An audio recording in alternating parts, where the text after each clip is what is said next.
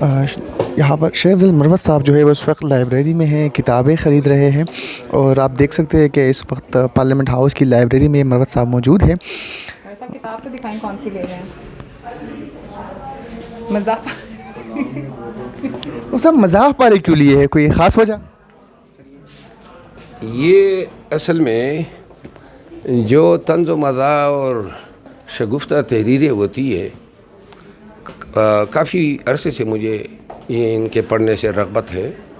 तो अमूमन मेरे लाइब्रेरी में आपको इस किस्म की किताबें मिलेंगी। पाकिस्तान तहरीक इंसाफ 21 अप्रैल के बाद अपने मैंडेट की रिकवरी के लिए और ख़ान की रिहाई के लिए एहतजाजी तहरीक शुरू करने जा रही हैं। और इसमें हमने ग्रैंड अलाइंस जो है 6 दीगर पार्टियों के साथ मिल के बनाया है और ये तमाम एहतजाज जो हैं उसी अलाइंस के तहत होगा।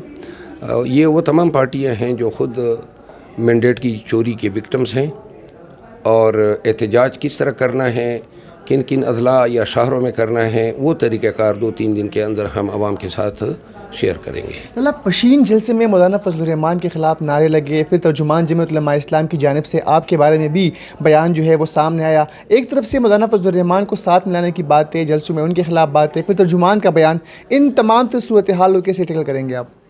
नहीं, वो वर्कर्स जो हैं मौलाना साहब के हवाले से नारे लगा रहे थे, तो चूँकि हमारी बातचीत चल रही है और वैसे भी जो है मुनासिब नहीं है कि इस किस्म के नारे होते, तो मैंने फिर वर्कर्स को ये कह के ख़ामोश किया कि चूँकि हमारी बात चल रही है, ये मुनासिब नहीं है। और कल भी क्वार्ट में भी जलसे में ये नारे दोबारा लगे, वहाँ पर भी मैंने ये बात की है कि अब बात हो रही है, बात एक मंतकी अंजाम तक पहुँचने दें।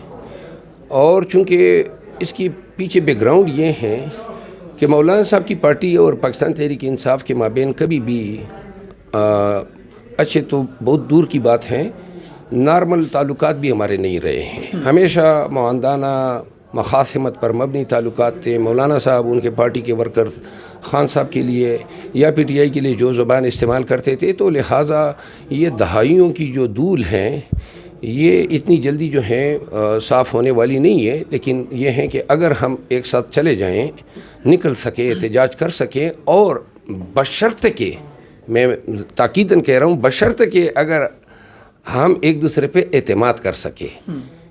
मौलाना साहब एहतजाज में मुखलिस हैं, सही मानों में एहतजाज करना चाहता है। मैं ज़ाती तौर पे इस हवाले से ख़ुद शकूक रखता हूँ, लेकिन अगर एक दफ़ा हम साथ चल जाते हैं और एक दूसरे का साथ दे देते हैं तो जमहूरियत के लिए और पाकिस्तान के लिए इससे बढ़ के कोई अच्छी बात नहीं हो सकती। आपको अब भी शक है कि मौलाना साहब जो है उनकी तरफ से जो हाँ भी की गई है, ना भी की गई है, वो शक पर मबनी है? मौलाना साहब एहतजाज करने जा रहे हैं बकौल उनके इलेक्शन में धांधली के ख़िलाफ़। अब मुझे ख़ुद ज़ाती तौर पे समझ नहीं आ रहा है, क्योंकि उनके उम्मीदवारों को तो हमने हराया है, तो वो अगर हमारे ख़िलाफ़ एहतजाज करने जा रहे हैं तो हम उन हलकों पे जिन पे इनके अगर इतराज़ात हैं, तो ख़ान साहब की तरफ से हमने ये बयान दिया था कि हम इनकी तसल्ली कराने को तैयार हैं। दूसरी बात, एहतजाज की तो जो है ज़हन से बालातर हैं, समझ से बालातर हैं कि अब और किस चीज़ का एहतजाज हो सकता है। ये चीज़ अगर वो ख़ुद ही दूर कर दें कि वो एहतजाज उन हलकों के हवाले से करना चाहते हैं जो PTI नहीं जीते हैं, या कोई और हलके हैं बलूचिस्तान में बिलफर्द अगर उनके उम्मीदवारान को हराया गया, जिसका मुझे इल्म नहीं है। तो आज पार्लियामानी पार्टी का इजलास भी हुआ, हुकूमत को टफ टाइम देने के लिए ऐवान के अंदर क्या करने जा रहे हैं आप? हुकूमत को देखें, जब से ये असम्बली ने काम शुरू किया है, पाकिस्तान तहरीक इंसाफ पार्टी के लाइन के मुताबिक एहतजाज जो हैं असम्बली के अंदर और असम्बली के बाहर करती आ रही हैं। हम कोशिश ये कर रहे हैं कि ज़बरदस्त एहतजाज हो और एहतजाज करते वक्त ऐवान का डेकोरम और जो अखलाकी अक़दार हैं वो हर्ट ना हो। बाकी हम जिस अंदाज़ में भी एहतजाज करेंगे, वो एहतजाज सही मानों में हमारे जज्बात और हमारे वर्कर्स की जज्बात की अक्कासी करेगा, क्योंकि जिस बोंडे तरीके से इन्होंने मैंडेट रिकवर किया है। और दूसरी बात ये है, हुकूमत इनकी बन गई जो हमारी बननी थी, سب کچھ ظلم و جبر کرنے اور چوری اور ڈکیتی کی واردات کرنے کے بعد ابھی تک انہوں نے ہمارے خان کو اندر رکھا ہوا ہے. تو لہٰذا وہ چاہتے ہی یہی ہیں کہ اسمبلی میں کارروائی جو ہے وہ نارمل اور پرامن نہ ہو. جب تک یہ اپنے ان ہتھکنڈوں سے، ان طریقوں سے اور اس جاری ظلم و جبر سے باز نہیں آئیں گے تو ہمارا احتجاج جو ہے جاری رہے گا. آخری سوال کروں گا، خان صاحب سے ملنے کے بعد جو اس سے قبل پارٹی کے اندر آپ کے مخالفین تھے، آپ کے حوالے سے کور کمیٹی میں بھی باتیں کر رہے تھے، آپ کی ملاقات ہوئی، اس کے بعد کیا وہ مخالفت کم ہوئی ہے یا پھر اسی طرح ہی ہے؟ میں نے ختم کر دیے ہیں، باقی کوئی ختم کرتا ہے نہیں کرتا ہے مجھے اس کی پرواہ نہیں ہے، کیونکہ اب خان صاحب نے بار بار مجھے کہا کہ آپ جو ہیں نظر انداز کریں، اگنور کیا کریں. اور اب مجھے بھی یہ ادراک ہو گیا ہے کہ میرے خلاف بیان داغ کے جب میں جوابی بیان دے دیتا ہوں تو شاید ان لوگوں کی اپنی قدر و منزلت بڑھ جاتی ہے. لیکن اب میں نے خود اپنے تئیں معاف کر دیا ہے. میں نہیں چاہتا ہوں کہ کسی کے ساتھ، کیونکہ ہمارا کاز جو ہے نا وہ ہے مینڈیٹ کی ریکوری اور خان کی رہائی. اب اس کو ہم نے سامنے رکھنا ہے. یہ جو آپس کی جو ریشہ دوانیاں ہیں، میں ان کو بھی تمام مخالفین کو گزارش کرتا ہوں کہ وہ اپنے توپوں کا رخ بجائے اس کی کہ میری طرف موڑیں، ان کی طرف موڑیں نا جن کی طرف بنتا ہے. PMLN کو چیلنج کرے، اس ظلم و جبر کو چیلنج کرے. یہ جو ورکرز اندر ہیں ان پہ جو ظلم جبر ڈائے گئے ہیں اس پہ بات کریں. میں ان کا تختہ مشق کیوں بنا رہا ہوں؟ اور میری سب سے یہ گزارش ہے، آئے مل کے ہم خان کے کاز کو آگے بڑھانے کے لیے متحد اور متفق رہیں. سے بات کریں گے، لالا کیا حکمت عملی بنائی ہے پاکستان تحریک انصاف نے حکومت سے نمٹنے کے لیے ایوان کے اندر اور باہر؟ پرامن احتجاج، صدائے احتجاج، صدائے حق بلند کرنا، حق کے لیے، انصاف کے لیے. لالا ہم دیکھتے ہیں کہ پاکستان تحریک انصاف کور کمیٹی میں جھگڑے بھی ہوتے ہیں، باتیں باہر بھی آ جاتی ہے، اختلافات کی بھی خبریں ہیں، گروپ بندی کی بھی خبریں ہیں.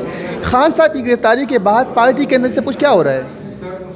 میرے خیال میں کچھ چیزیں ایسی تھیں جو نہیں ہونی چاہیے تھی، لیکن اب عید کے بعد آپ دیکھیں گے بالکل موڈ چینج ہوگا انشاءاللہ، اور کسی قسم کی افراتفری کی یا بد اعتمادی کی یا آپس میں کوئی لڑائی جھگڑے کی خبریں آپ کو نہیں ملیں گی انشاءاللہ. لالا سیاسی کمیٹی بھی بنا دی گئی، کور کمیٹی آلریڈی موجود تھی، شہریار افریدی صاحب کی جانب سے بھی تنقید ہوئی اس پر.